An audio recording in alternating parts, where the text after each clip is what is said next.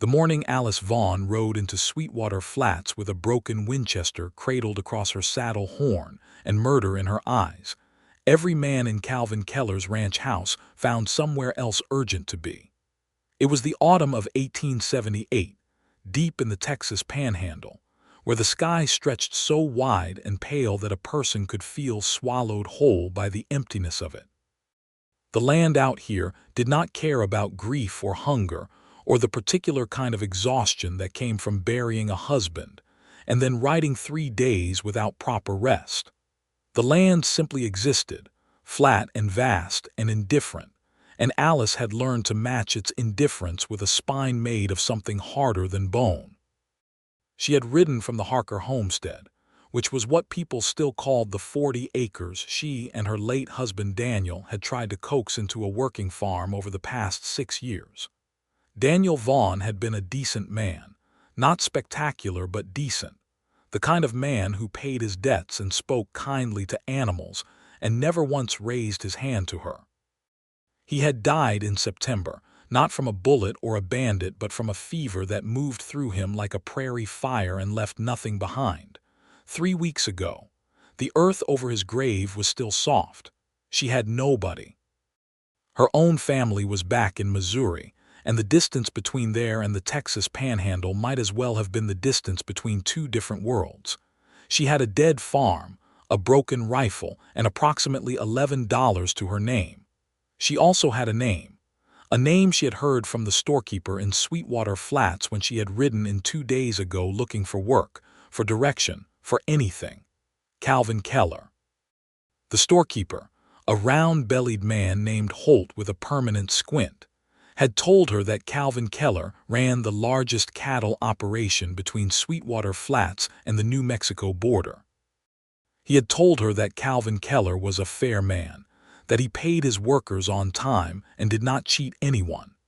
He had also told her, in the tone of a man sharing a particularly interesting piece of gossip, that Calvin Keller never turned away a person who came to his ranch asking for honest work. What the storekeeper had not told her was what Calvin Keller looked like, or that his ranch house on a Monday morning would be filled with 6 ranch hands eating breakfast and drinking bad coffee, or that the moment she walked through the door with that broken rifle and that particular expression on her face, all 6 of those men would find very pressing reasons to step outside. She stood in the doorway of the main room, the broken rifle resting across her arm, her dark hair loose from the braid she had started out with 3 days ago, her riding clothes dusty and her boots worn through at the left heel. She was 31 years old, and she looked it in the way that honest labor looks on a person, not aged but weathered, the way good wood weathers. Her eyes were the color of strong tea, and they were currently surveying the room with a stillness that had nothing to do with calm. The room emptied with quiet efficiency. And there was Calvin Keller, still sitting at the long wooden table with a coffee cup in his hand and a look on his face that she could not quite read. He was perhaps 34 or 35, with the kind of build that came from actual work rather than pretense, wide through the shoulders, lean everywhere else. He had dark brown hair that needed cutting and a jaw that had been shaved recently but not today. His eyes were gray, the particular gray of a sky just before rain, and they were watching her with what appeared to be genuine curiosity rather than alarm. He looked at the broken rifle. He looked at her face.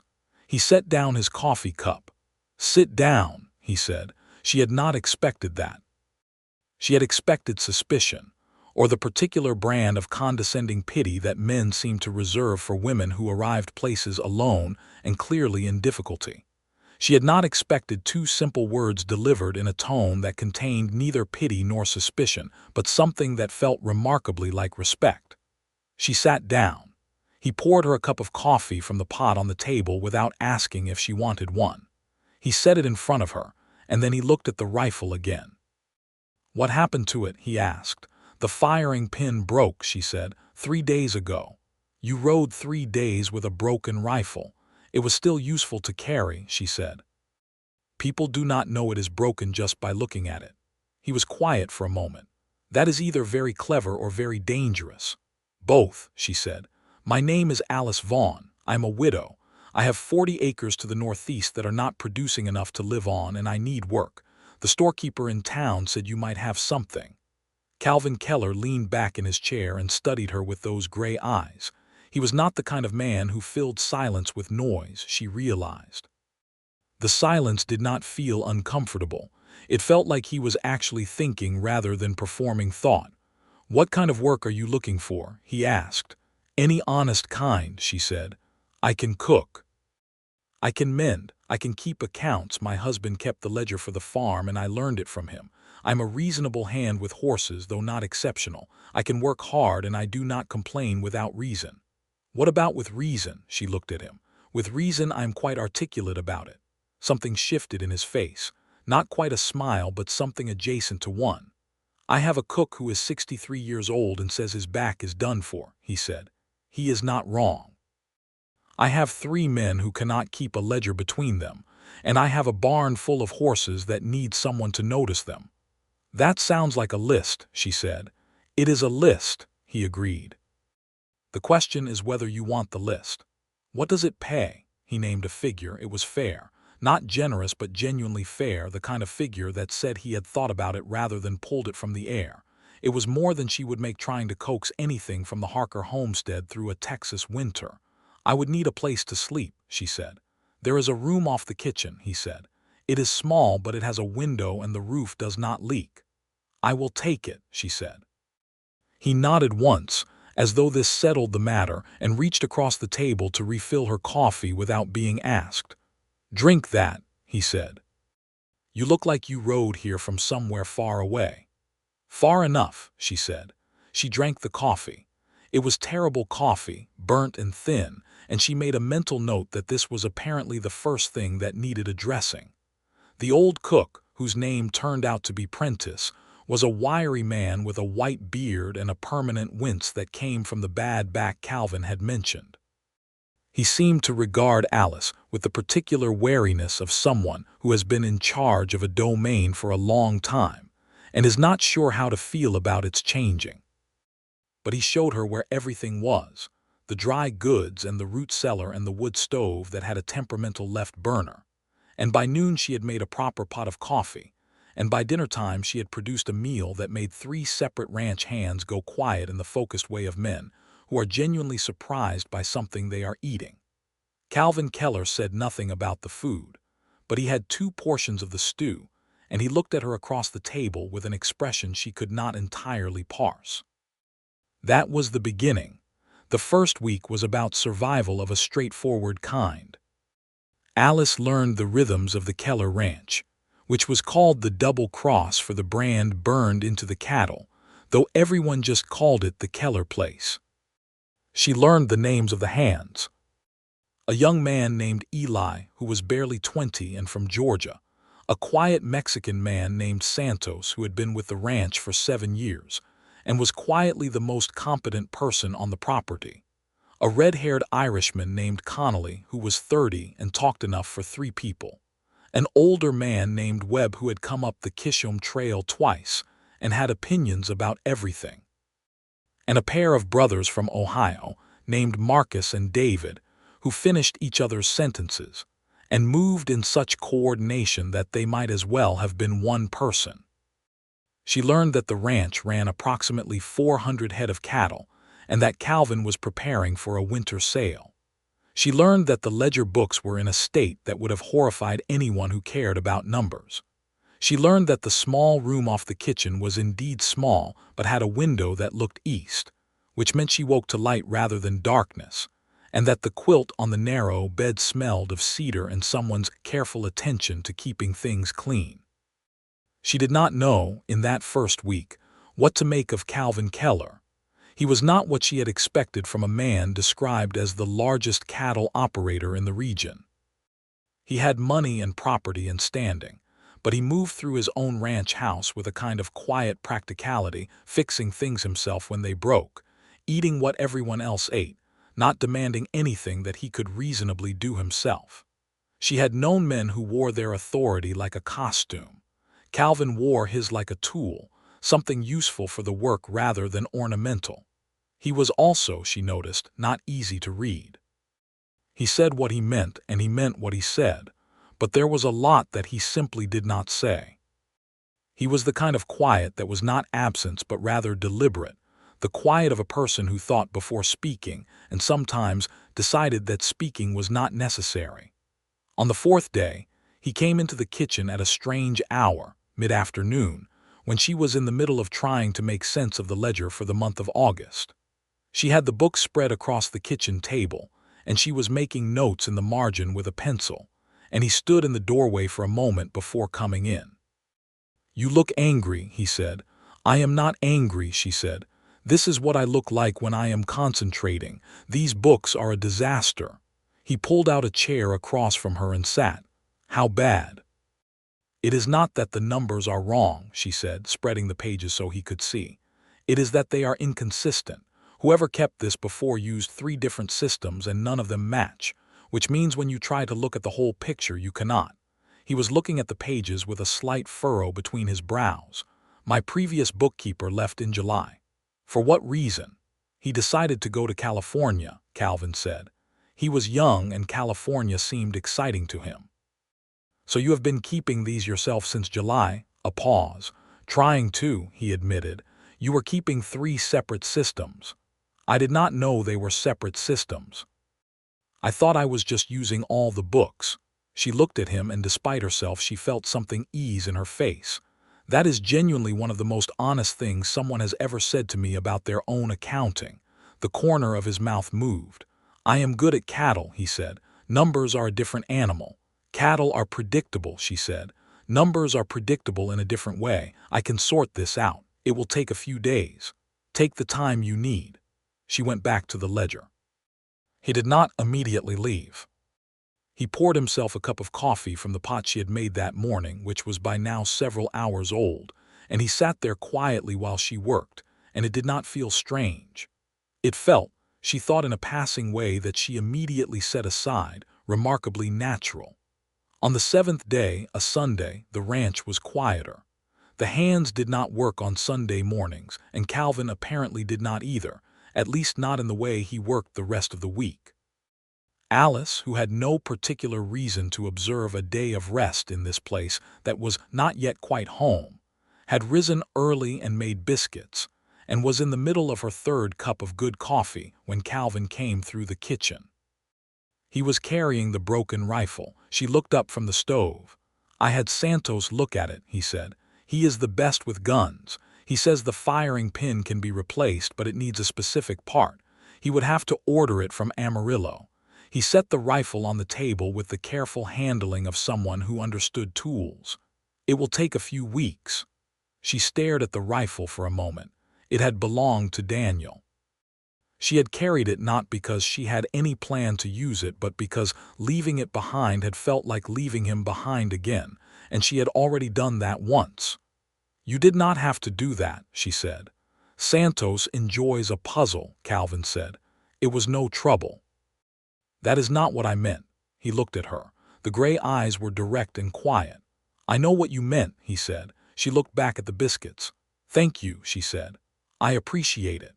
He sat down at the kitchen table and she brought him coffee and biscuits and they ate in the particular silence that is not absence but presence, the kind that happens between 2 people who are beginning to understand each other's rhythms.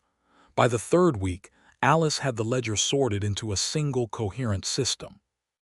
She had reorganized the kitchen stores so that Prentice, whose back prevented him from bending to the lower shelves, could reach everything he needed from a standing position. She had assessed each of the horses in the barn and reported to Calvin that 2 of them needed shoeing.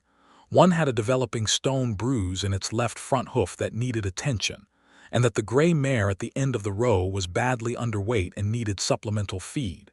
He had listened to this entire report standing in the barn doorway with his arms crossed, and then he had nodded and said, "See to it," and she had.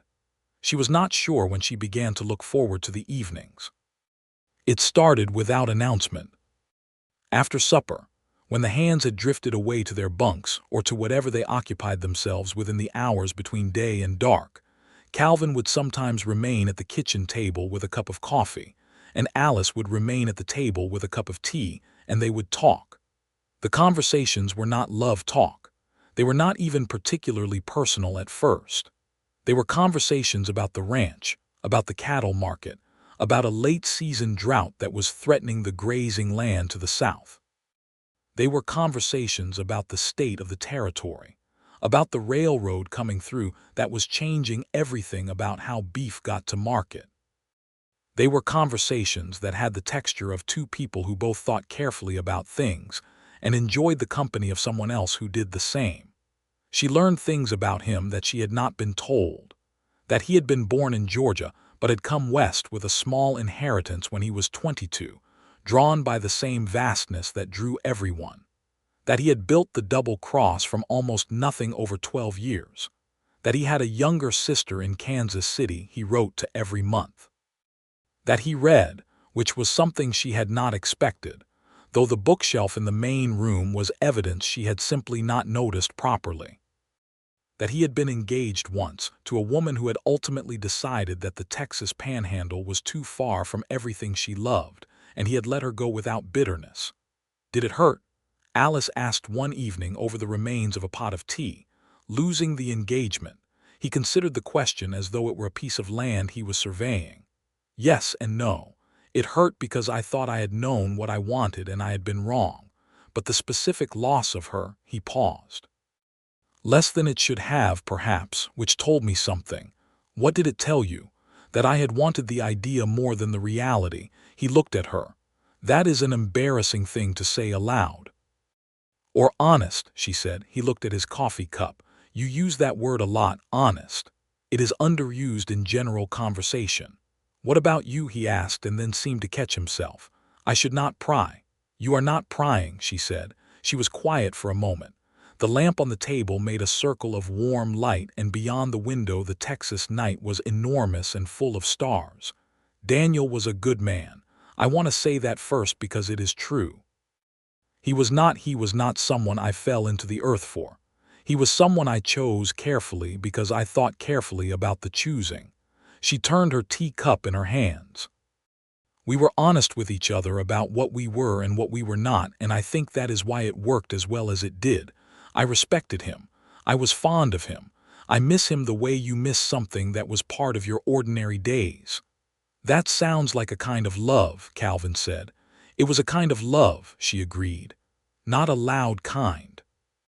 He was looking at her with an expression she was beginning to recognize, the expression of a man who was listening to every word rather than just waiting for the pause where he could speak. It was rarer than it should have been, that kind of listening. I am glad you came here, he said, quietly and without decoration. She felt the words land somewhere in her chest and settle there. She did not say anything for a moment. Then, so am I, she said, and meant it simply. The month turned over into November. The air got cold with the specific cold of the Texas Panhandle, which was not the damp cold of Missouri she had grown up with, but a dry cold that came on clear days without warning and cut through clothing with scientific efficiency. Alice had 2 warm dresses and a heavy wool coat, and she was grateful for both. The hands wore their sheepskin jackets, and Connolly wore a hat pulled down over his ears and complained about it loudly every single morning, in a way that everyone had come to accept as the weather vane of the operation. The cattle were moved to the southern pastures, where there was still reasonable grass. Santos rode out every day to check on them, and sometimes Calvin rode with him, and Alice watched him ride from the kitchen window, sometimes without meaning to. He sat a horse the way some people sit at a table they have always known, with the ease of something that has become so familiar it is almost unconscious. She noticed things about him that she catalogued without intending to. The particular way he set his coffee cup down. The fact that he always said please when he asked for something and thank you when he received it. Small courtesies that seemed to come from genuine habit rather than performance. The way he talked to the horses when he did not know anyone was listening. Not nonsense, but direct and low, as though the horses were colleagues. The fact that he had begun leaving books on the kitchen table, apparently by accident, that turned out to be the exact kind of books she would have chosen herself if she had access to a bookshelf worth examining. She was not sure when she understood what was happening inside her. It was not a dramatic moment. It was more like a gradual clarity, the way the sky changes color in the early morning, so slowly that you cannot identify the exact moment of change, but when you look at where you started and where you are, the difference is unmistakable. She was in the barn on a Tuesday afternoon in early November, attending to the gray mare who had been slowly recovering her weight, and now regarded Alice with the particular affectionate attention of an animal who knows it is cared for. Calvin came into the barn looking for something and stopped when he saw her standing with her forehead resting lightly against the mare's neck, both of them very still. He stood in the doorway for a moment. "How is she?" he asked quietly so as not to startle the animal. "Better," Alice said without moving from her position. "She has been eating properly for a week. Another 2 weeks and I think she will be herself." He came into the barn slowly and stood near her, not touching but close enough that she could have reached out without effort. He reached up and ran a slow hand along the mare's jaw, and the animal turned toward him with recognition. "I should have caught this sooner," he said. "You cannot watch everything." "I should have done better with the horses," he said. "I have been so focused on the cattle that the horses have gone to the side." He was quiet for a moment. "You notice things that I have stopped noticing. Being so accustomed to a place can make you stop seeing it." "It happens with everything," she said. He turned his head slightly and she was suddenly aware of how close they were standing.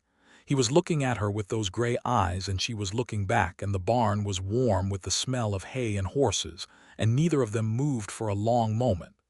"Alice," he said. She did not answer immediately. She waited for whatever the next word was. But he seemed to be at the end of what he had decided to say, or perhaps at the edge of what he had decided to say, and the next word did not come. He simply looked at her with something in his expression that was so open and unguarded that it was almost difficult to look at directly, the way looking at something bright is difficult. "Calvin," she said, and there was a question in his name without her meaning to put one there. He looked at the horse instead of at her. "I just wanted to say your name," he said. "I do not know why."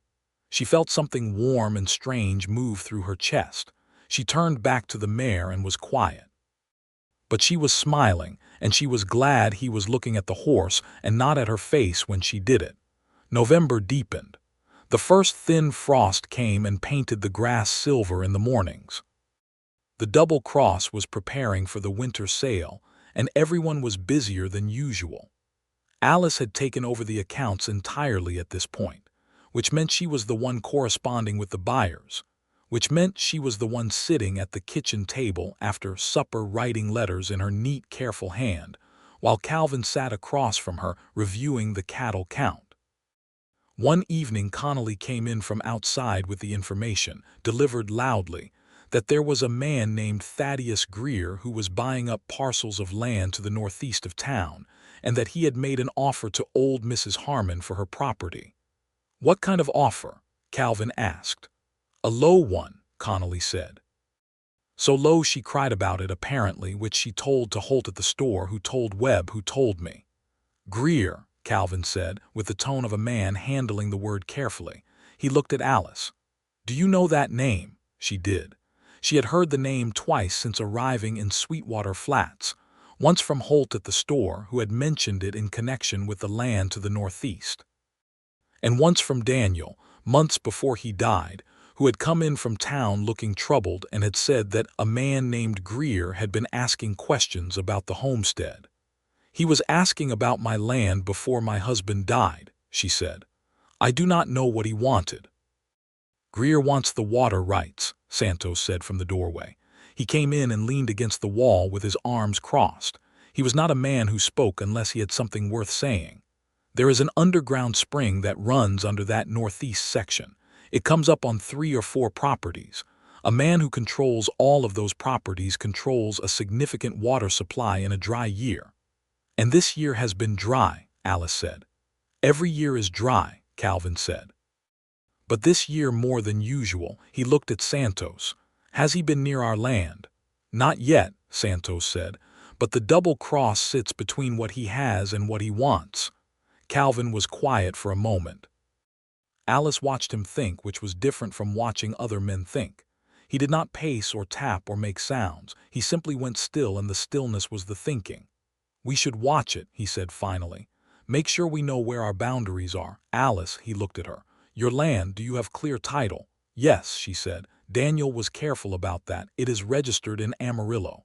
"Keep track of that registration," he said. "In a clear title dispute, paperwork matters." She nodded. "I have the documents." He nodded back, and that was the end of that conversation, for the time being. But afterward, when the others had gone and they were alone at the table, Alice sat with her tea and thought about the homestead. She had not spent much time thinking about it since she had arrived at the double cross. It had seemed, in the immediate aftermath of Daniel's death and the urgent need to survive the winter, like a problem that could wait. Now she thought about it more carefully. 40 acres with underground water rights. Small but not nothing. Not enough to run cattle, but enough to sustain the two of them if there had been a two of them to sustain, and now there was only her. "What are you thinking?" Calvin asked. She had not realized he was watching her. "About the homestead," she said. "About what it is worth versus what it has been costing me." "Is it costing you?" "It costs in upkeep I am not giving it," she said. And in the back of my mind, she looked at him. "What do you think I should do with it?" He was quiet for a moment, and then he said something that surprised her with its straightforwardness. "I think that is a question only you can answer. But I do not think you should let someone like Greer push you into a decision you have not made yourself." "No," she agreed. "I would not do that." "I know," he said, and there was something in the way he said it that was different from a platitude. He was stating an observation about her character, not offering reassurance. She found that she valued it enormously. December came in cold and blowing. The winter sale went well. Alice had organized the accounts so efficiently that Calvin could see exactly what he had versus what he needed, and the numbers were better than he had expected. He told her so directly, standing in the kitchen with the sale receipts in his hand, and she said, "Of course they are." Not immodestly, but with the calm certainty of someone who had done a job well and saw no reason to pretend otherwise. He laughed. It was the first time she had heard him laugh fully, not the almost smile she had seen before, but an actual laugh, sudden and genuine, and it transformed his face into something so warm that she had to look away from it. "I have been meaning to say something," he said, when the laugh had settled back into his usual quiet. She was at the stove, and she kept her eyes on what she was doing. "All right," she said. "I would like to raise your wages," he said. "What you have done with the accounts has made a real difference to this operation. The work is worth more than I offered you initially." She turned around. He was leaning against the kitchen doorframe with his arms loosely crossed and his expression entirely practical, as though this were a business conversation, which it was, except that something about the way he was looking at her suggested it was also something else. "I appreciate that," she said, "but I also want to say something." "Go on." "I have been thinking about the homestead," she said. "I have decided that I do not want to let it sit empty through the winter. I am going to ride out there next week and assess what needs doing before the worst of the cold comes in." "I will come with you," he said, without hesitation. She looked at him. "You do not need to." "I know," he said. "But I would rather." They rode out to the Harker homestead on a Thursday in mid-December, when the sky was the color of old iron and the air smelled of coming snow.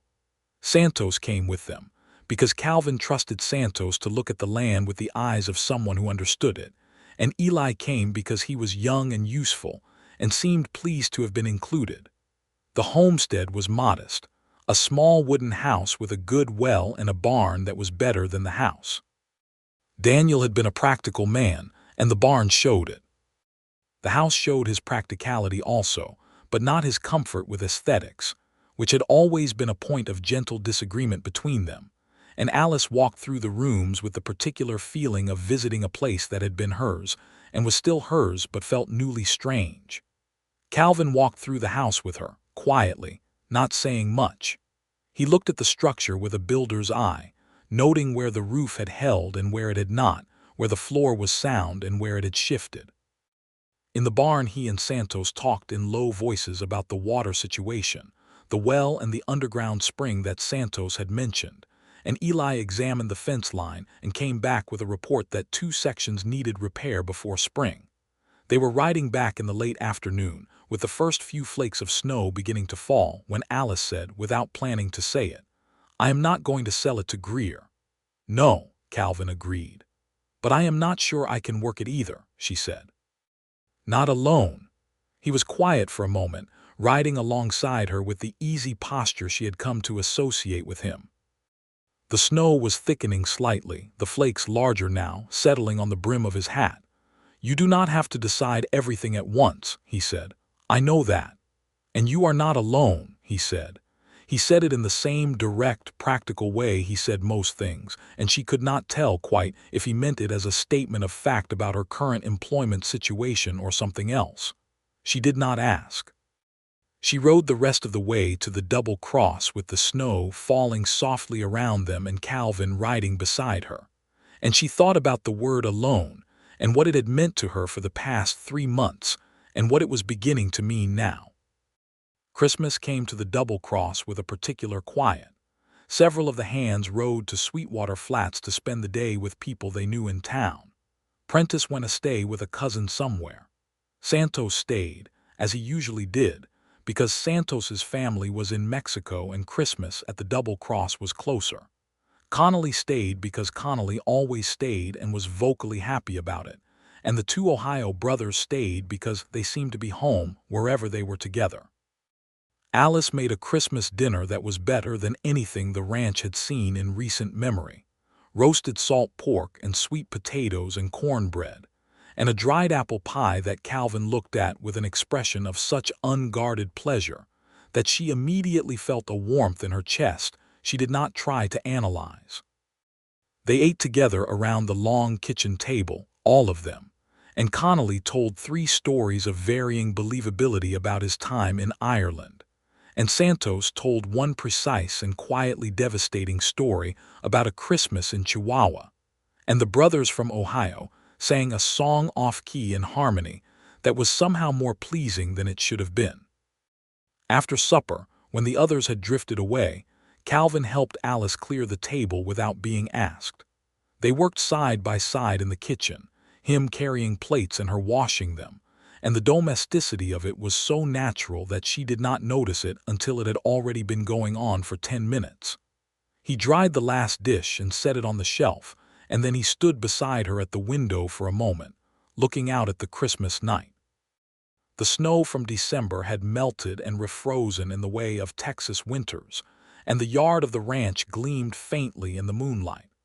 "I got you something," he said, in the tone of a man who is not entirely sure this was a good idea. She turned to look at him. He went to the shelf by the door and came back with a package wrapped in brown paper. It was long and narrow, and she knew what it was before she unwrapped it.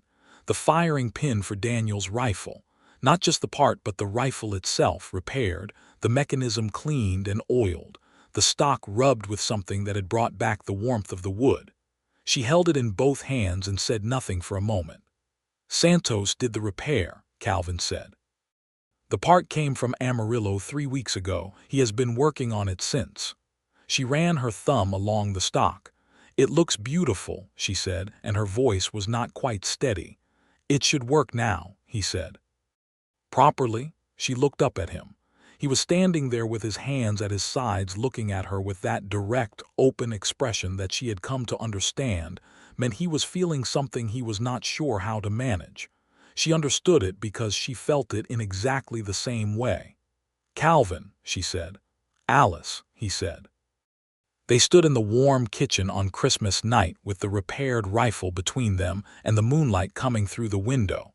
And she was not sure which of them moved first, but it did not matter.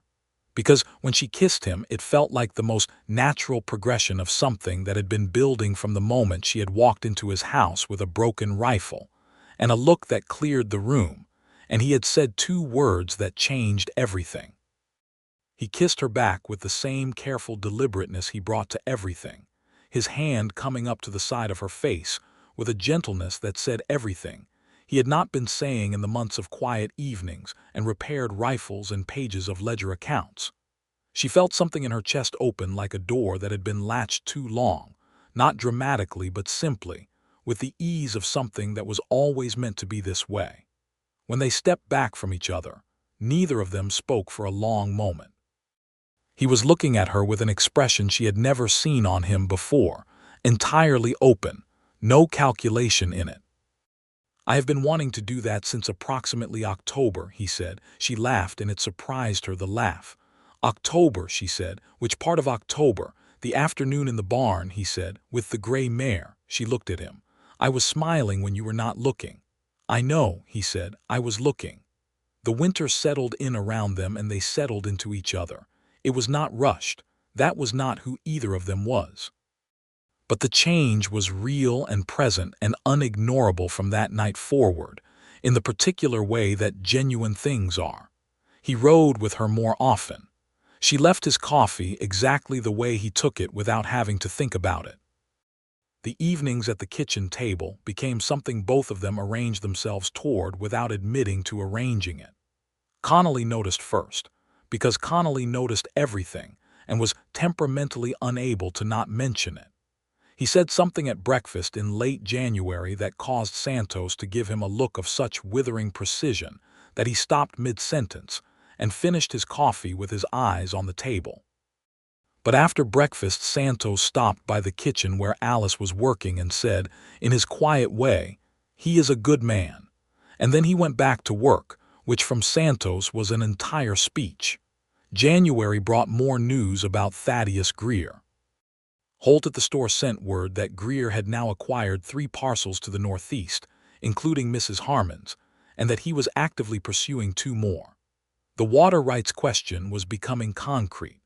Calvin rode into Sweetwater Flats and spoke with the county land agent, a man named Portsmouth who was careful but honest, and came back with the information that Greer had filed a claim on the underground spring rights that covered 2 of the parcels he now owned. "He is building a case," Calvin said at supper that evening. "If he can get water rights established on the parcels he already has, he can argue that the spring is his through those properties." "But the spring extends through several more parcels," Alice said, "including mine." "Yes," Calvin said, "and ours. So he would need your land too." "Or Alice's," Santos said from across the table. "Her land is closer to the main source if I am reading the terrain correctly." Alice was quiet for a moment. "He came to Daniel before Daniel died," she said. "He was making overtures about buying the homestead. Daniel refused him." "Did he refuse him clearly?" Calvin asked. "Clearly enough that Greer left and did not come back," she said. "But that was before the water rights question was this active." She set down her fork. "He knows I am a widow. He knows the homestead is not being actively worked. He may think I am more available to pressure than Daniel was." Calvin's jaw set in a way she had learned to read. "He would be making an error," he said. "He very much would," she agreed calmly. In February, Greer came to the Double Cross. He arrived on a Tuesday morning when Calvin was out with Santos looking at a section of fence. Alice was in the kitchen working on the accounts when she heard a horse in the yard and then a knock at the ranch house door. Thaddeus Greer was a tall man in his middle 40s, with the particular polish of someone who had money and wanted you to know it. He wore a good coat and a good hat, and his boots were the kind that had been made rather than bought. He smiled when she opened the door, a salesman's smile that went no further than his mouth. "I am looking for Calvin Keller," he said. "He is on the range," she said. "What is your business?" He looked at her with a reassessment. "You must be Mrs. Vaughn," he said. "I have heard you were here. I had hoped I might speak with you as well." He smiled again. "I am Thaddeus Greer. I have an interest in the properties to the northeast." "I know who you are," she said. "I know what your interest is." He was not fazed. He was the kind of man who expected pushback and had a system for managing it. "May I come in?" She stepped back from the door. If there was one thing she had learned in 31 years, It was that it was better to have a difficult conversation inside with control of the setting than on the doorstep where anyone could hear. She set the ledger aside and let him sit at the kitchen table, and she remained standing. He noticed this and adjusted, sitting with his hat in his hands rather than the table, which was a small concession to the dynamic she had created. "I am prepared to make a generous offer for the Harker homestead," he said. "More than the market value. I understand your situation, Mrs. Vaughn, and I want to be fair." "The situation you understand," she said, "is that I am a recent widow with limited resources, and you believe that makes me susceptible to a low offer dressed up as a generous one." He blinked. The salesman's smile flickered. "I assure you, Mr. Greer," she said, "I have the land registered properly in Amarillo. I have full title. The water rights that run through that property are part of the title. I am not selling." He recovered himself quickly, which told her he was practiced. "Everything has a price, Mrs. Vaughn. The homestead is not for sale," she said. "And if you approach me again with any variation on this offer, I will speak to Portsmouth at the land office about what constitutes proper representation of water rights in this county, which I have researched, and which your current claims may not survive a formal review." He stared at her. She held his gaze with the steadiness of someone who had ridden 3 days across the Texas panhandle with a broken rifle, and had already survived much harder things than a well-dressed man's disapproval. He stood.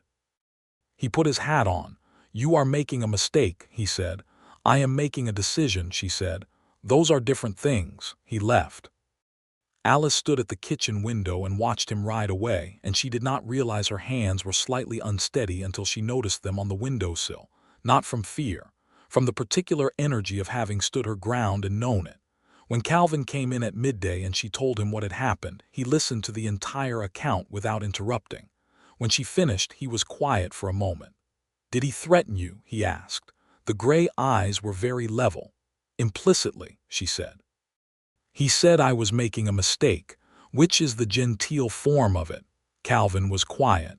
"You handled it exactly right," he said.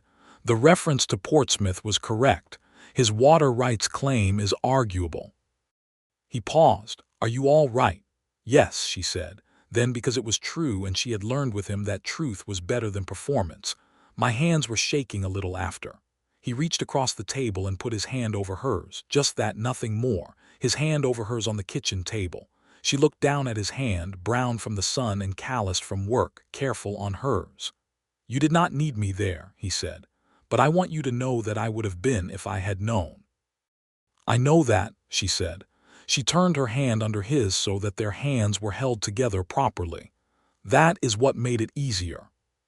He looked at their joined hands and then at her face, and the expression on his was the one she had seen in the barn in November, open and unguarded, but steadier now, as though whatever was happening between them had put down roots. "Alice," he said. "Yes," she said, which was an answer to a question he had not quite asked yet, but they both understood. March came and the land began its cautious return to green. The cattle were moved back to the northern pastures. The gray mare was fully recovered, and on the morning that Alice first rode her out into the open land beyond the barn, she felt the animal under her come alive with the pleasure of her own recovered strength, and she understood exactly what that felt like. The Greer situation developed in the way that legal situations develop, which is to say slowly and with significant paperwork. Alice rode to Sweetwater Flats and spoke with Portsmouth, who was indeed a careful and honest man, and laid out the water rights question with the same precision she brought to the ledger accounts. Portsmouth reviewed the filings and agreed that Greer's claims as currently structured were narrow, and that the spring rights were, as Alice had argued, undivided. Greer would need every property holder along the spring to sign over rights for his claim to be meaningful, and he was very far from having them all. Portsmouth had the look of a man who was both impressed and slightly unsure how to process it. He said, "Mrs. Vaughn, I have to say you have a remarkable grasp of land law for someone who," and then stopped himself with obvious effort. "For a woman," she offered. "I was going to say for someone who is not a lawyer," he said, with what she believed was genuine correction. I read, she said simply. There was a copy of Texas Land Code at the Sweetwater Library, and I had several evenings with nothing more urgent. He smiled. The filing is sound, he said. Greer's people have been here already. They are not happy, but there is nothing they can do about a properly filed title. She rode back to the double-cross, feeling, for the first time in months, that things were in order. Not perfect. Nothing was ever perfectly in order. But in order, the way a well-kept ledger is in order. Calvin was waiting on the porch when she rode in. He came down to take her horse when she dismounted, which he did not always do, which meant he had been watching for her. She noted this and felt warm about it. Portsmouth confirmed it, she said. The filing stands. He nodded, and in the nod was something that looked like pride, the kind of pride that comes from respect rather than possession.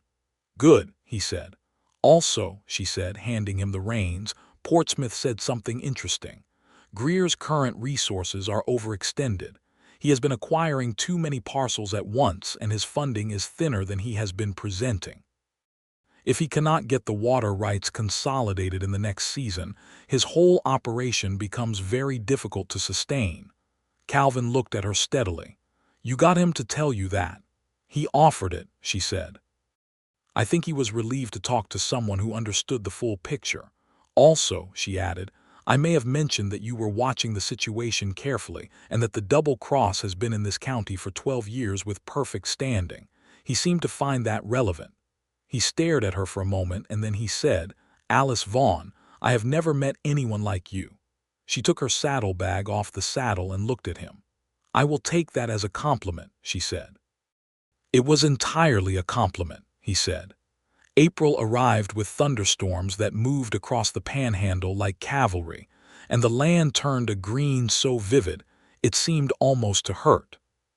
The double cross was busy with the work of spring, calves to tend and fences to mend, and a dozen other tasks that required everyone's hands.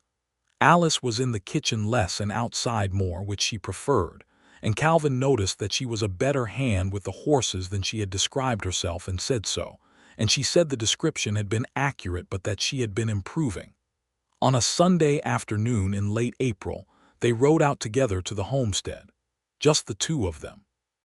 The land was soft from the rain, and the spring was flowing well, a thin, clear line of water visible at the edge of the property, where the underground source came near the surface. They walked the boundary and then sat on the porch of the small house with the door open to the warm afternoon, and Alice looked at the 40 acres with new eyes. I have been thinking about this land, she said. I know, he said. I want to use it, she said. Not sell it, not sit on it, actually use it. She turned to look at him. There is enough water here for a proper kitchen garden and a small orchard. The barn is sound. The house needs work, but it is workable. She paused. I could grow things here that the double cross could use. The vegetables, the fruit. Right now you buy half your produce from Amarillo, and the price is not reasonable. He was looking at her with the focused attention she had come to love about him. You have thought this through, he said. I have had several evenings with nothing more urgent, she said, the echo of what she had said to Portsmouth. He smiled. A real smile, not the almost smile. She had been collecting these for months, and each one still felt like something won. We could build a proper irrigation channel from the spring, he said. The ground is right for it. Santos would know how. It would take a season, she said. But by next summer it could be producing, he agreed. He was looking at the land now with the same considering expression she had seen him use on cattle prospects and fence lines, the expression of someone who was calculating honestly. I want to say something, he said. All right, she said. He turned to look at her on the porch of the small house in the April sunlight, and he was so direct and so unguarded that she felt the weight of it. I want to ask you to marry me, he said. But I want to ask you properly, which means I want to ask you when we are not in the middle of a land use discussion. She looked at him for a moment. You just told me you wanted to ask me, she said. Is that not partway to asking? It is announcing that I intend to ask, he said, formally, when it is not a land discussion. Calvin, she said, with a patience she was not quite feeling. Alice, he said, ask me now, she said. I have no objection to the land discussion as a backdrop. We are practical people. He looked at her for another moment and then he said very simply and very directly as she had known he would, "Will you marry me?" And she said equally simply, "Yes." He reached over and took her hand, and they sat on the porch of the Harker homestead in the April light with the spring running clear at the edge of the property, and neither of them spoke for a while, and the silence was the best kind, full and satisfied and warm. They rode back to the double cross in the long evening light, and when they came into the yard Connolly was sitting on the fence post, and he took one look at their faces and said loudly, "Finally," which caused Marcus and David to come out of the barn and Santos to appear in the yard without explanation, and Eli to come running from the paddock to hear the news. Prentice, who had returned from his cousin's by then, said nothing but went immediately into the kitchen and came back with a bottle of whiskey he had apparently been saving for just such an occasion, and Calvin looked at him with an expression of genuine surprise, and Prentice said, "I have had this since November," and then everyone laughed. They were married in June. The wedding was not grand, but it was genuine, which was worth more than grand in the accounting of things. The minister came from Sweetwater Flats. Holt from the store came, and Portsmouth came, and a handful of people from town who had come to know Alice over the months of her visits for accounts and land filings.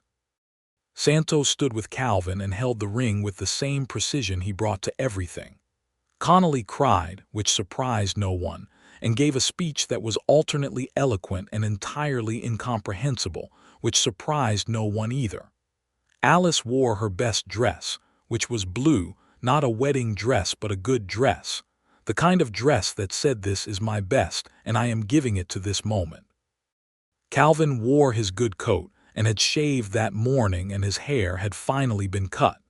And when she walked toward him across the yard of the double cross in the June sunlight, he looked at her with an expression that she thought she would keep for the rest of her life.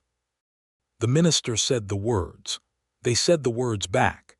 He put the ring on her finger, plain silver, made by a craftsman in Amarillo who had done it from a description Calvin had written in a letter, and when she put it on it fit exactly right, which felt like a kind of confirmation. When the ceremony was over and the small celebration was in full progress around them, Calvin held her hand and stood with her at the edge of the yard where the view opened up to the wide Texas sky, and he said, "Alice Keller," softly, as though trying out the sound of it. She said it with him, "Alice Keller." They stood there with the party going on behind them and the sky going pink and gold to the west, and he put his arm around her and she leaned into his side, and it was the most natural thing in the world. The summer was busy and good. The work on the homestead began in earnest. Santos, who knew irrigation from his years in Mexico, designed the channel from the spring with a quiet expertise that impressed everyone, and Calvin and Eli and the Ohio brothers dug it over 3 weekends in July, coming home sunburned and tired and satisfied. Alice directed the kitchen garden layout with a precision that made Connolly say, somewhat admiringly, that she was more dictatorial than any field general he had ever heard of, to which she replied that field generals had the luxury of soldiers who followed orders without stopping to give opinions. The garden was planted in late July, ambitious by design. Tomatoes and squash and beans and 2 rows of sweet corn. The orchard would take longer.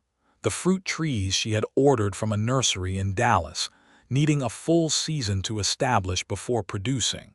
But they went into the ground in September with the particular faith of people who are planting for a future they plan to be present for. By August, Alice was certain she was expecting a child.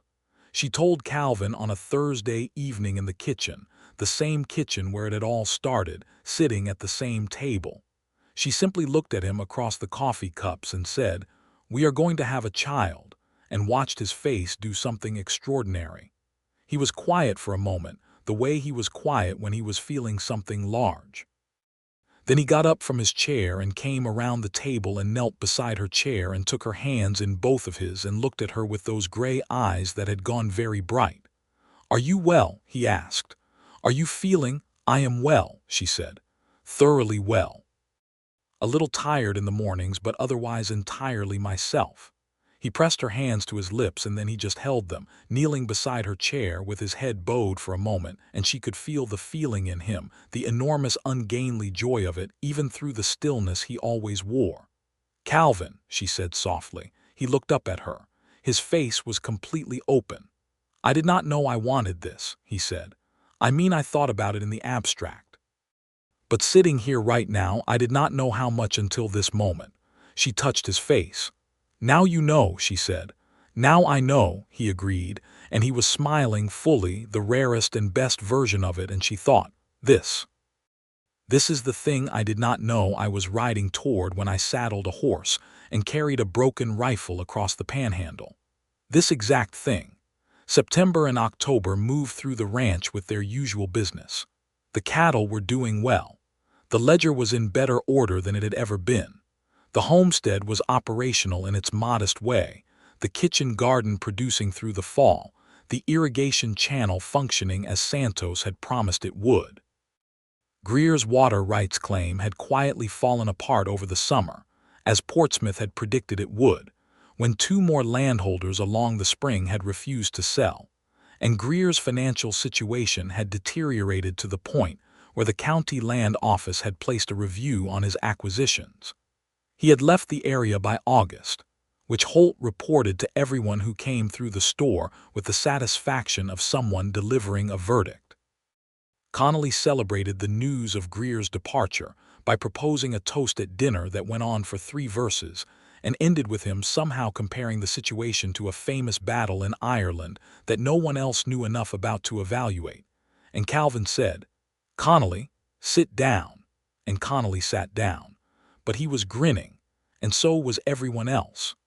November brought the first serious cold and the awareness that Alice's confinement would come in late March or early April. The room that had been her first home at the Double Cross, the small room off the kitchen with the east-facing window, was cleared and cleaned and prepared as a nursery, because it was warmer than other rooms and because Alice wanted to be near the kitchen.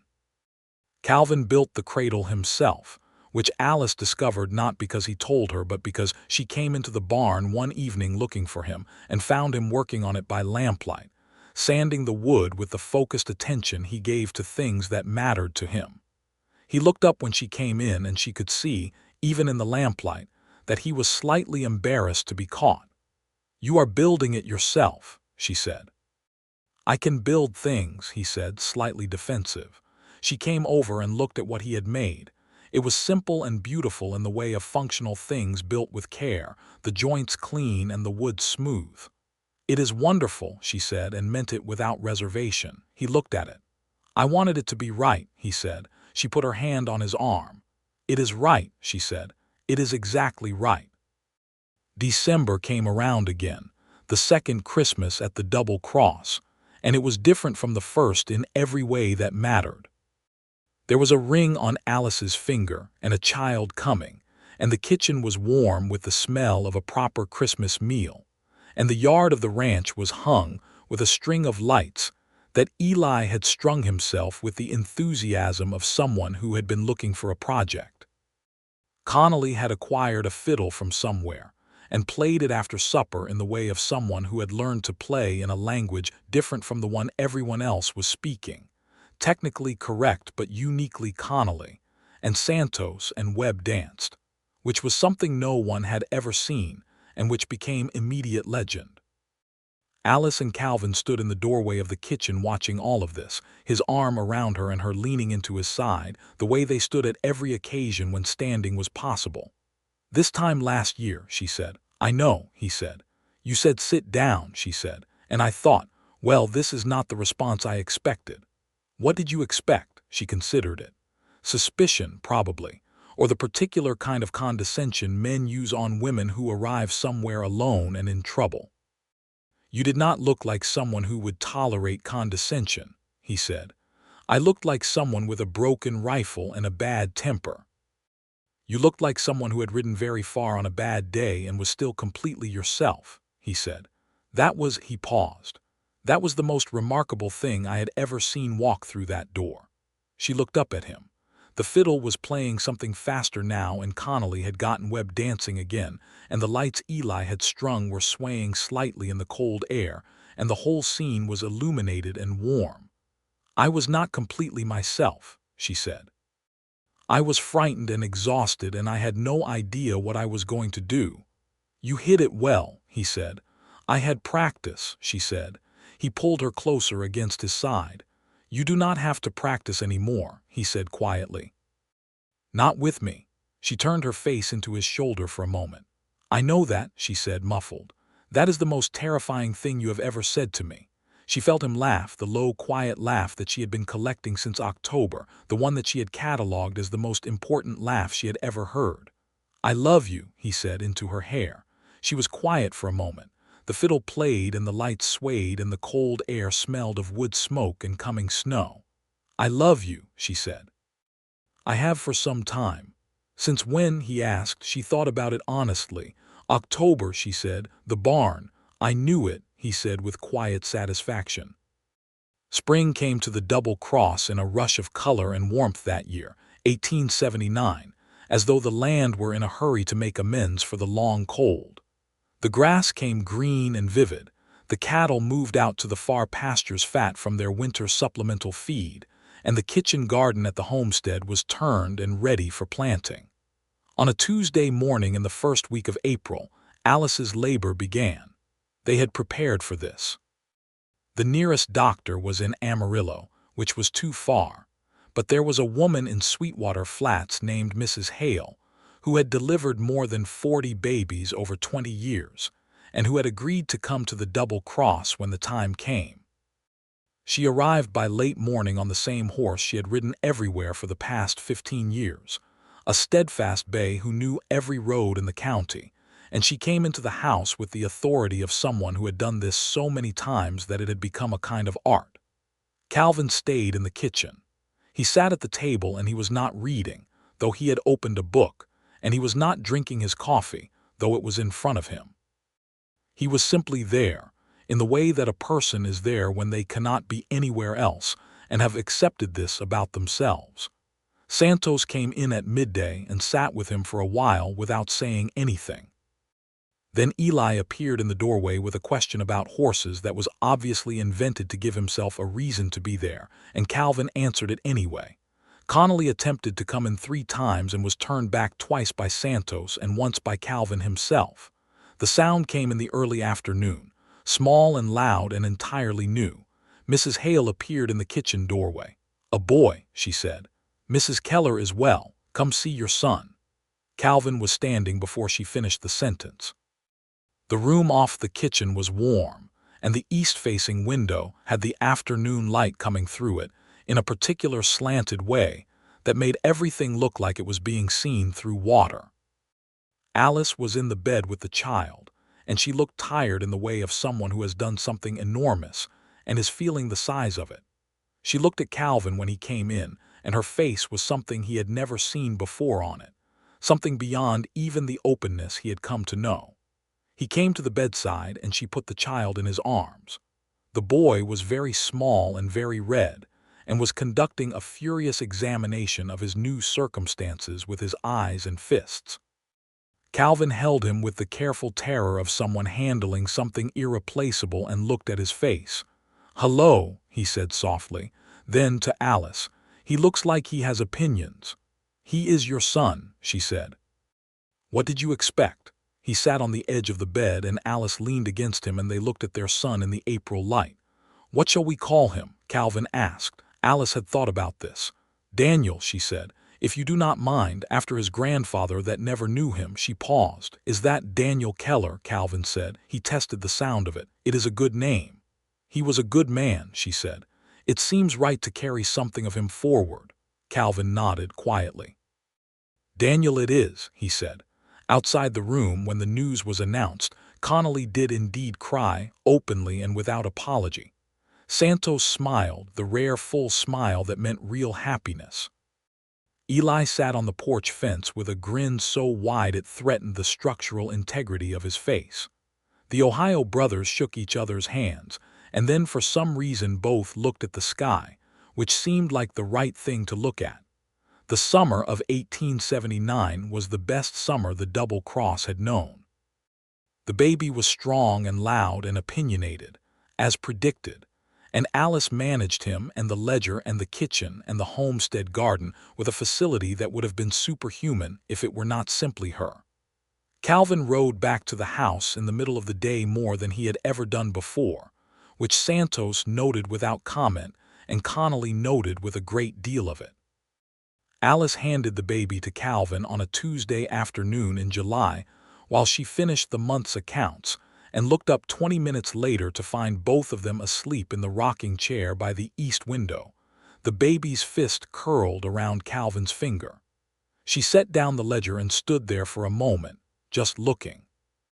There was a version of herself, the version that had ridden into the Double Cross with a broken rifle and $11, and a grief so fresh it had not yet solidified into its final shape, who would not have believed this was possible. Not because it was extraordinary, though it was, but because it was so quietly right. So precisely, specifically what she had not known, she was looking for when she had set out looking for anything at all. Autumn came.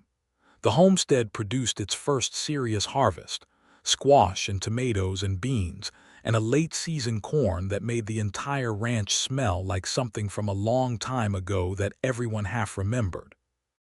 The fruit trees had their first small production, just a few dozen early apples from the two youngest trees, but they were there, solid and sweet, and Alice made a pie from them that Calvin said was the best thing he had ever tasted. "You say that about everything I make," she observed. "I mean it every time," he said. She looked at him across the table. Baby Daniel was in his cradle nearby, making the small sounds he made when he was not quite asleep, small exploratory sounds as though testing the nature of consciousness. Calvin was looking at her with the expression she had loved from the very beginning, the open, attentive gray gaze that said he was seeing her exactly as she was. "I want to ask you something," she said. "Ask," he said. "Are you happy?" she said. "Not are things going well. Are you happy?" He was quiet for a moment in his deliberate way. Then he said, "I have built something here over 12 years. I have always been satisfied, I suppose, purposeful.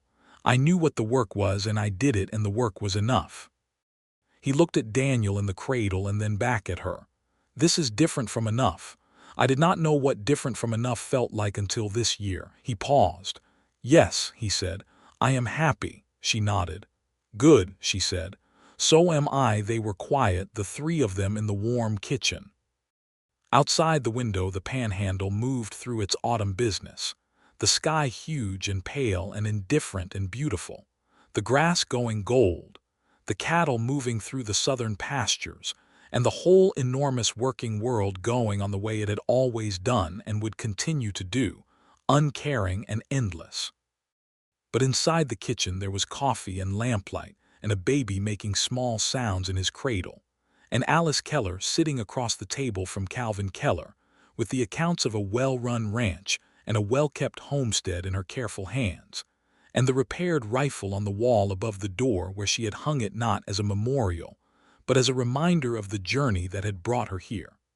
October brought the second anniversary of her arrival at the Double Cross. She did not mention it out loud, not initially, but she sat with it privately in the way of a person taking stock. 2 years ago she had been a widow with 40 acres and a broken rifle, and a grief she did not know the final shape of yet. Now she was Alice Keller, wife and mother and keeper of accounts, with a piece of land that was finding its purpose, and a man who looked at her every morning over bad coffee and good coffee, alike with the same expression of someone who cannot believe their continued luck. She did mention it to Calvin that evening after supper when Daniel was asleep and the ranch was quiet and they were at the kitchen table with their respective cups. 2 years ago today," she said. He looked at her. "I know," he said. "I have been thinking about it all day." "What have you been thinking?" "That you walked in here with a broken rifle," he said, "and that expression and every man in the room left except me." "Why did you stay?" He looked at his coffee cup, then at her. "Because I wanted to see what happened next," he said. She smiled. And it was everything, he said simply. She reached across the table and he took her hand, the same way he had that day in February when she had faced down Thaddeus Greer and come home with shaking hands. He held her hand and she held his, and the lamp on the table made its circle of warm light, and beyond the window the October night was full of stars. "I told you when I arrived that I could cook, keep accounts, and work hard," she said. "You left out a few things," he said, such as that you would fix everything that was broken," he said, "including some things I did not know were broken." She looked at him. He was not a man for poetry, but that was as close to it as she had ever heard from him, and it landed in her chest with the weight of something true. "You fix things too," she said. "You fix the rifle." "Santos fixed the rifle," he said. "You thought to have it fixed," she said. "That is not nothing." He squeezed her hand. "No," he said, "I suppose it is not." The months rolled forward into the winter of 1879 and the spring of 1880, bringing with them the ordinary, extraordinary business of a life well lived. Daniel Keller grew from an opinionated infant into an opinionated toddler with his father's gray eyes and his mother's stubborn precision. And by the summer of 1880, he was walking with the determined instability of someone who had decided walking was the next thing, and was going to accomplish it regardless of difficulty. He fell constantly and got up constantly, and Calvin watched this with an expression of such unguarded wonder that Alice catalogued it among the best things she had ever seen. The homestead had its second full season of production in 1880, and this time the harvest was significant, enough that Calvin had Alice formalize the arrangement in the accounts as a supplier relationship, which meant the homestead was now generating real income separate from the double cross. This was, Alice thought, exactly what she had always wanted, not dependency but partnership, her own contribution matching his in the ledger. By the autumn of 1880 she knew there was a second child coming, and she told him the same way she had told him the first time, at the kitchen table over coffee, watching his face do the same extraordinary thing it had done before. "Are you well?" He asked the same first question. "Completely," she said. "I'm a very capable woman." "I have noticed this," he said. "Spring again," she said. "March, I think." He covered her hand on the table. "Good," he said. "Daniel could use the company. He has been talking to the horses." "He gets that from you," she said. He smiled. "He does," he agreed without argument. The winter of 1880 was colder than the year before, but the double cross was prepared. The stores laid in, and the cattle managed, and the staff settled into the rhythms of a working ranch that had found its best form. Prentice had retired fully in the spring and gone to his cousin's permanently, with the understanding that he was welcome to visit whenever he chose, which he did twice a year with the regularity of a man who knows when he has good things and intends to maintain them. Alice had moved from cooking for the ranch to overseeing it, with Eli and whoever else was available taking shifts on the day-to-day meals, and she cooked when she wanted to, which was often enough to keep everyone very happy with the arrangement. March of 1881 brought the second child, a boy again, born on a rainy Tuesday morning with more efficiency than the first, as though the process were now familiar to everyone involved, including Mrs. Hale, who arrived and said, "Second baby is always faster," and was correct. Calvin, who had spent the first labor sitting at the kitchen table with untouched coffee, spent this one on the porch in the rain for approximately 40 minutes before Mrs. Hale came to the door and said, "Come in. You are going to catch a cold." And he came in, and 20 minutes later there was a second boy. Calvin held him with less terror this time and more wonder, the way a person holds something precious when they have learned that precious things can be survived. "Another name," Alice said, looking at them from the bed. "I have one if you agree," Calvin said. He looked at her. "Thomas, my grandfather's name." "Thomas Keller," she said. She tested it. "Yes, that is right." Thomas Keller came into the world with his mother's brown eyes and a personality that turned out, over the first weeks of his life, to be entirely different from his older brothers. Where Daniel was precise and determined, Thomas was curious and pleased, interested in everything with an openness that made everyone around him smile. The spring of 1881 moved into summer, and summer moved into the fall with the easy rhythm of a life that has found its shape. Calvin and Santos rode the range.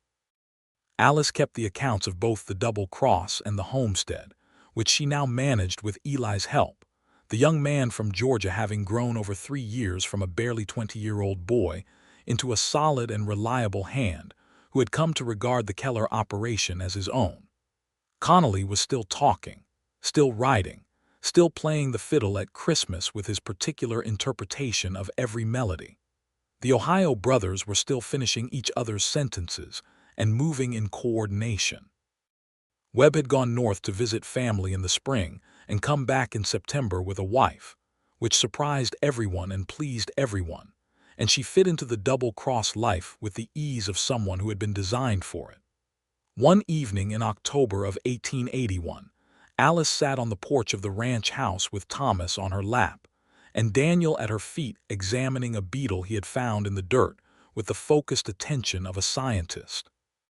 The sky was going pink and gold to the west the way it did in October, the particular extravagant pink of a Texas autumn sunset, and the cattle were moving across the southern pasture in the long evening light, and Calvin was coming across the yard toward her from the barn, unhurried, in the way of a man who knows where he is going. He came up the porch steps and looked at the scene before him, his wife with their younger son in her lap and their older son communing with a beetle, and the whole enormous evening sky behind it all. He sat down beside her on the porch bench and she leaned against his side and he put his arm around her and Thomas grabbed his finger with the automatic trust of a child who has never known anything but certainty. "Good day," she asked. "Good day," he said. "Santos thinks the south herd is going to come in heavier than last year. The grass has been exceptional." "I know," she said. "I have been watching it in the accounts. The numbers are already looking better." "Of course you have," he said. "Daniel," Alice called, "come away from that beetle. Supper soon." Daniel looked up from his examination with the expression of someone being interrupted in important work. "It is a very interesting beetle," he said. "You can introduce it to me after supper," Calvin said. Daniel considered this and apparently found it acceptable and stood up, brushing his hands on his trousers in a way that was entirely his father. Calvin watched this and his expression was the one it always was when he watched his sons, that extraordinary open warmth. "We are going to need more room," Alice said. "In the house." "In the house, in the yard, in the general situation," she said. "I have been thinking about building out the east wing. There is space for it, and the timber is not prohibitive if we use the money from this year's sale." He looked at her. "Is there a particular reason for the east wing?" She looked at Thomas in her lap and then at Calvin. "There might be a particular reason in the spring," she said. He stared at her for a moment. Then he said, "Alice." "Calvin," she said. "3," he said. "Apparently," she said. He pulled her closer, carefully on account of the baby between them, and pressed his lips to her hair. "3," he said, with a wonder in his voice that had not diminished in 4 years of accumulated evidence that remarkable things could happen to him. "3," she confirmed. "So we will need the east wing." "We will build the east wing," he said. Daniel was standing in front of them now with his hands on his hips in the stance of a child who wants to know what the adults are talking about. "What is the east wing?" he said. "A new part of the house," Calvin said, "for our family." Daniel seemed to find this acceptable. "Where does the beetle go?" he said. "Outside," Alice said firmly. "Always outside." "But outside," Calvin agreed. Daniel sighed in the profound way of a 3-year-old who has been overruled by a coalition and took his beetle back to the edge of the porch to release it into the yard. The sunset deepened over the panhandle, the pink going to orange, going to a deep burning gold at the horizon. The cattle were settled. The ranch was quiet in the particular quiet of a place where everything is in order. Inside the house behind them, Connolly was playing the fiddle again, something slow this time, a melody that moved through the air like water. Alice sat with Calvin on the porch of the Double Cross in the autumn evening with one child on her lap, and one at her feet, and a third coming in the spring. And she thought about the morning she had ridden in from the northeast with a broken rifle and $11 and a grief that had not yet found its final shape. She thought about standing in the doorway with a look that cleared the room, and the one man who had not left, who had simply looked at her and said two words that were the beginning of everything. Sit down. She thought about how much she had not known that morning. How the 40 acres she thought were a burden were actually the foundation of a livelihood. How the broken rifle was fixable. How grief was not a permanent condition, but a season that changed into something else when you gave it enough time and enough reason. She thought about gray eyes and quiet deliberateness, and the kind of love that does not announce itself loudly but builds in the way of good structures, from the ground up, with sound materials and honest labor, until one day you look at what has been built and the size of it takes your breath. She leaned her head against Calvin's shoulder. He tightened his arm around her. Thomas made a small sound of contentment, and Daniel came back to the porch steps and sat down on the top step and looked out at the evening with the satisfied expression of a child who has released a beetle and been fed and is now prepared to observe the world. The fiddle played softly. The last gold left the sky and the stars came out one by one, the enormous Texas stars that you could not see this clearly anywhere else. Too much sky for modesty, too much light for apology. Thank you, Alice said quietly. For what? He asked. For the coffee, she said. That morning, for not being suspicious, for saying sit down. She paused, for being exactly what you are. He was quiet for a moment, then, thank you for coming through that door, he said, broken rifle and all. She smiled against his shoulder. It was Santos's doing, she said, the rifle. I know, he said, and she could hear the smile in his voice, but the rest of it was yours. The night settled around them. The double cross breathed in the dark, the horses in the barn and the cattle in the pasture, and all the living ordinary things going on the way they always did. And on the porch, a man and a woman sat together with their children and the stars overhead and the long road behind them, and the road ahead was long also and good. It was 1881. It was the Texas Panhandle. It was a life that had been built from nothing more than two people who had found each other at exactly the right time and had been, both of them, brave enough to say yes. Everything that had been broken had been repaired. Everything that had been uncertain had found its shape. Everything that had been lost had been, in the way of honest things and true ones, eventually, in its own time, found.